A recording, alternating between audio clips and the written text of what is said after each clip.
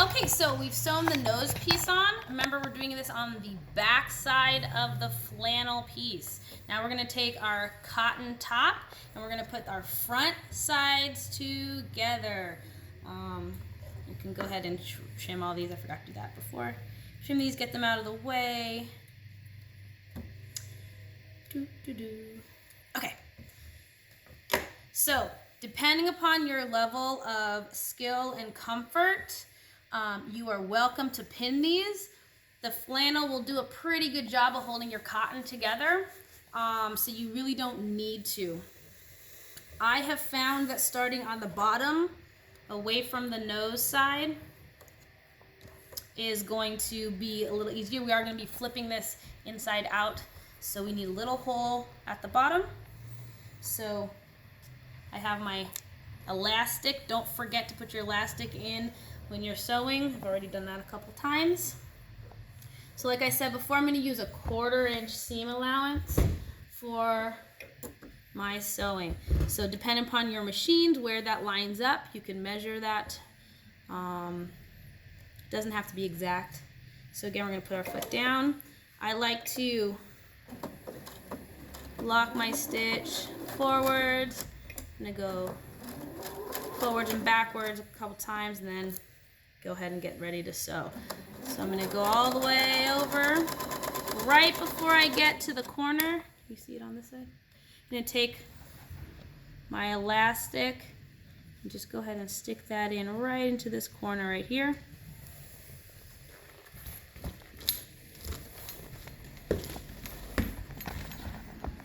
So my elastic is right here in this corner. I'm just holding it with my finger. I'm actually gonna sew all the way to the end, and then I'm gonna back up so I kind of have a reinforced stitch in that elastic because it's gonna be pulled on a whole lot and we wanna make sure that it does not come out. I'm gonna go forwards. Remembering before I get to the end, coming underneath and grabbing my elastic, making sure while you're sewing that it is out of your way so it does not get, just make sure that your elastic is straight.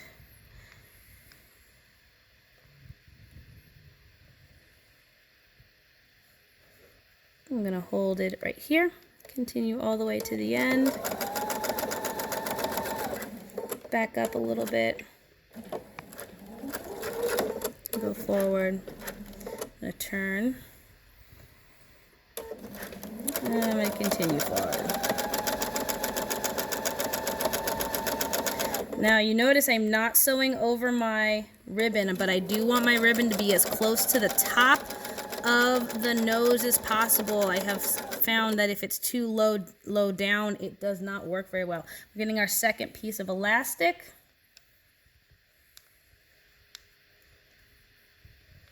Putting it in our corner, pinching it down, holding it with our finger. Again, you are totally welcome to pin it. Going to the edge, I'm backing up, turning my fabric.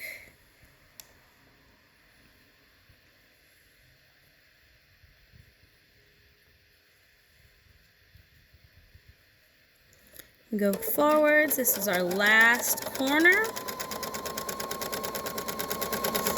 All the way to the edge, just like all the rest of them. Backwards, forwards, turn. Okay, now we need to, this is where we started. We need to leave a little bit of a gap. I like to do, I don't know, maybe that's 2 inches or so, 3 inches, to be able to pull that fabric through. And so I'm going to back up a little bit, then I'm going to lock that stitch in forward and backward if you need to. If you have an automatic lock on your machine, you can do that. Cut your thread. Now we're going to pull this fabric through.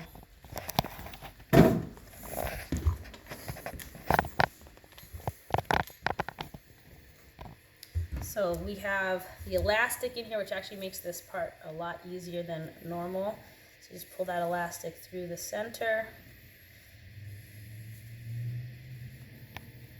all the way around to the other side.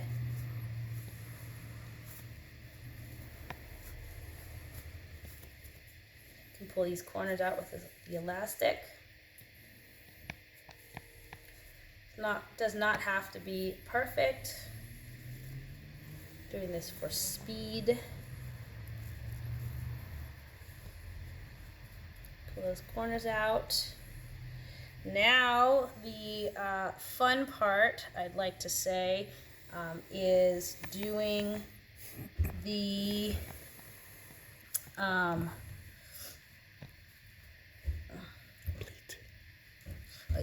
doing the pleats. Okay, so I have spent most of the morning trying to figure out the best way to explain how to do the pleats. I was trying to measure. It just seems to be the easiest if you just pinch and go. So what I have found is starting from the bottom, this is the top where the nose piece is, I'm just gonna pinch a little bit. Some people, if you're really super good with pleats, you can do this without pinning. I suggest for anybody just figuring this out to pin your pleats down. It's a lot easier. What you don't want to do is to have your pleats overlapping each other, because then you just have a big bulk of fabric to try to sew through. This last pleat I'm actually making bigger than the other pleats because it's in charge of the nose piece, and I found it's a little bit easier to keep that big. So this part is probably the part that will drive you most crazy, but your pleats should be not too bulky and lay kind of flat together. So we're going to do 3 pleats. Once you've done one side, the other side is really easy. You just follow along the same pleat line that you just made and make a little pinch and pin. Let me tell you guys, I really tried to figure out the easiest way to do this, and this just seemed, ideally your pleat should be measured and perfect, but like I said, this is for speed and functionality, not for beauty, so we just want to get it done. Here, pleat this. Now if you remember, we've got this hole here at the bottom that we need to sew up. So now what we're going to do is we're going to sew that hole and sew our pleats in the same run. So it's easiest to go on the side that's going down first. I like to go close to the edge. And what I'm going to do is I'm going to put my foot down. If you notice here, I want my needle to be close to the edge but not falling off of the edge. So that's going to be, you're going to have to move your foot a little bit around. So I'm going to go ahead and drop my needle down. I'm going to go backwards and I'm going to go forward. Now if you notice, my machine is not moving very fast because there's a lot of fabric in there. This is a little trick that I've learned to do, is I'm going to hold this fabric kind of flat and help my machine feed that fabric in. I'm going to stop before I get to my pins, because those pins will break your needles if you sew over them. So every time I'm taking a pin out, I'm holding my pleats so they don't come undone as I'm feeding this fabric in.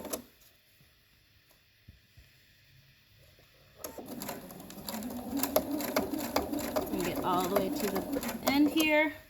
Now it's just regular sewing. Make sure that you're closing up that hole.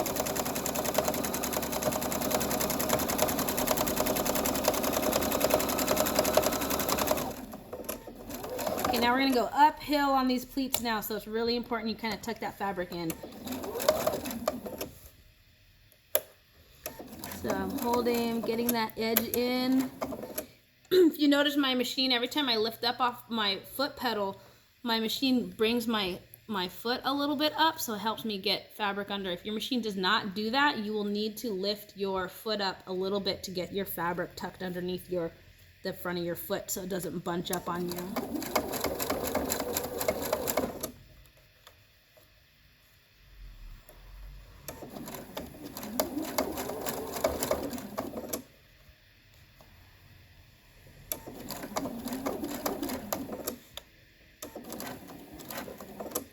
gonna go backwards up here and lock my stitch in.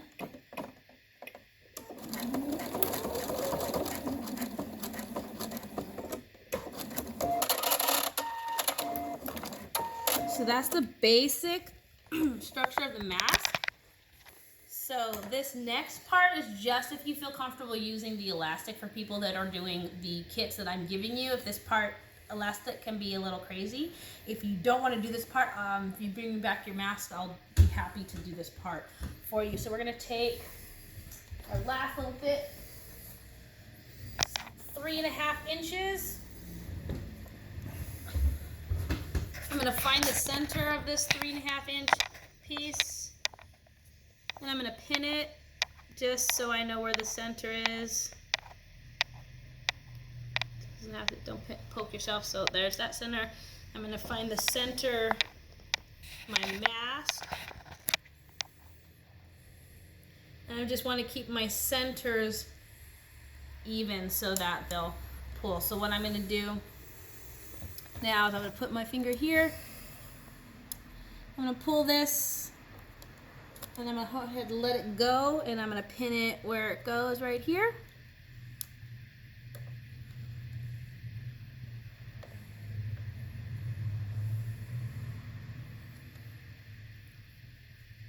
Put it this way.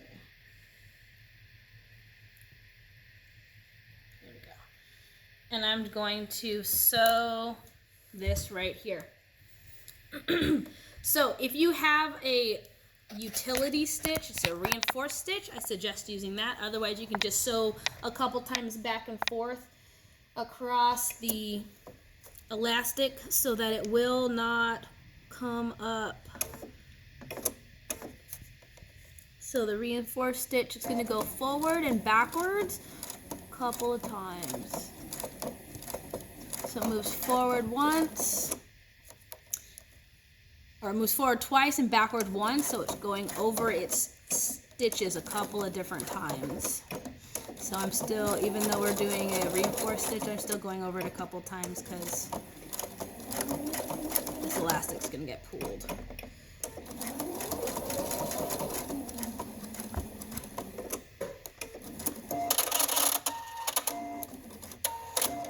Once I have that side done, I'm going to line up my pieces so I know where my other side of the elastic is going to be. So I'm just going to get it on the same distance here.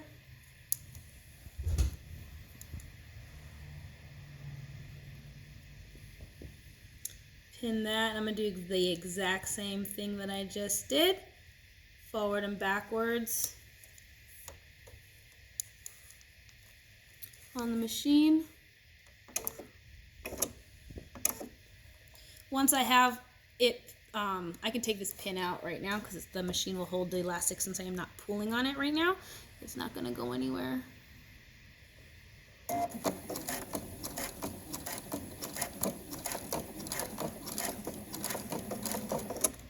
Go backwards again.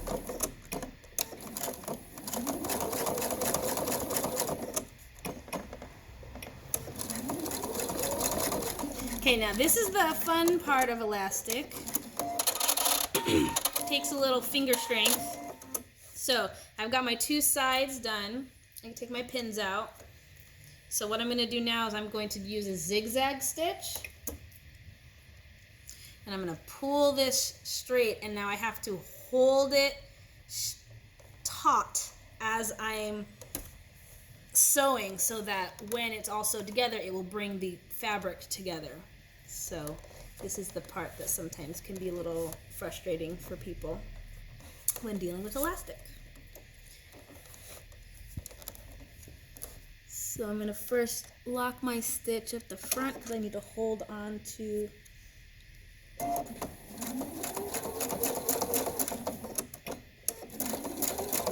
Alright, now that's locked. I'm going to hold here. I'm going to hold this back side, keep everything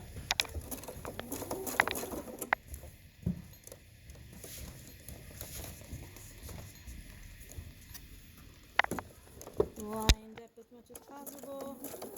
And here we go. Uh-oh. okay. Lift our foot up, flatten this back piece down that wanted to stick up, put it back down, no problem. Keep moving forward. The hard part is that I'm not pulling the fabric through the machine. I'm letting the machine feed the fabric. I just have to keep the elastic tight while the machine is feeding the fabric through. So you don't want to rush your machine. So there, now we're done. Go back and forth, lock your stitch.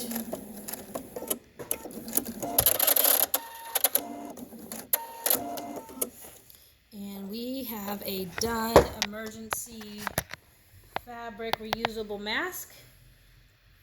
Now these ones are not as good as the N95s, but in emergencies that's what we're going to use them for. This part right here is going to fit snug under the chin.